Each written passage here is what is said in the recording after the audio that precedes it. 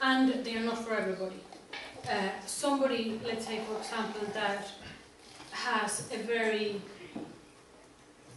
okay, the expansors of consciousness, what they do is that in the moment they go into the brain and they expand consciousness, if there is any fracture in the psyche, if the veil in between the ego mind and, if the ego mind is not strong enough, and when the expansor comes in, it'll find that crack, and it'll be very difficult to close it down. That is why you probably heard, oh yeah, the friend of the friend of the friend got lost after a mushroom trip, or after they do LSD, or after they did this, or they took pills and things like that. Because it finds the crack, and then you can't really close that crack back. So it is risk. Asian, in different Eastern traditions, there's some people that Buddhist or Hindu yogis that would be in favor of using them in a way that's for healing, and a lot of them would be completely against of using them, because what they say is that it's like jumping into enlightenment in 1 second, not knowing how did you get there and not knowing how to get back. And yeah, that does happen, and that can happen. So it's useful to have maps.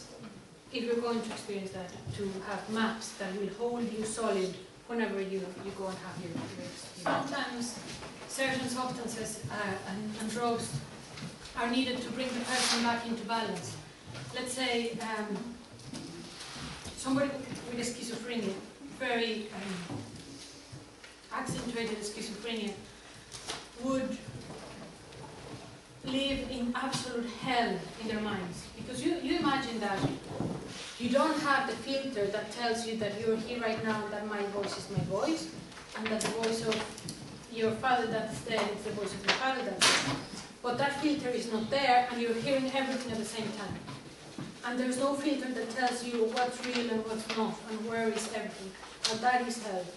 So there's some of the drugs that exist today can help for the person to close down that and bring that ego filter back into a place of sanity. And my God, does the person rest. You know, sometimes the ordinary everyday life for them is a gift. So it does help, and it's useful. Some people, sometimes that have suffered from depression, find antidepressants helpful to bring them outside a very bad, way. So yes, of course, I think there's a place for everything, and I don't think at all that all the technology and the medical research and advance that we have done is negative at all. I think, as I said, we have a more complex mind and structure in society, and I think it's brilliant, all what we've developed and achieved. Now let's just use it for the right things. Let's just make it sustainable. Let's use technology and medicine, in a sustainable and holistic way, and not in a repressive, controlling, and numbing way. So,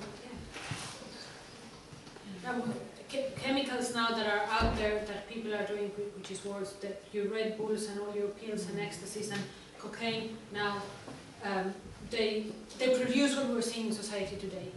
And a lot of the suicides in children and young, we're going to see now with young generations when they come into their 30s, deep depression, because ecstasy, what it does is that once you have a regular intake, let's say, of ecstasy or cocaine, after a year of that, the serotonin levels are completely wiped out of the brain, and damage is irreversible.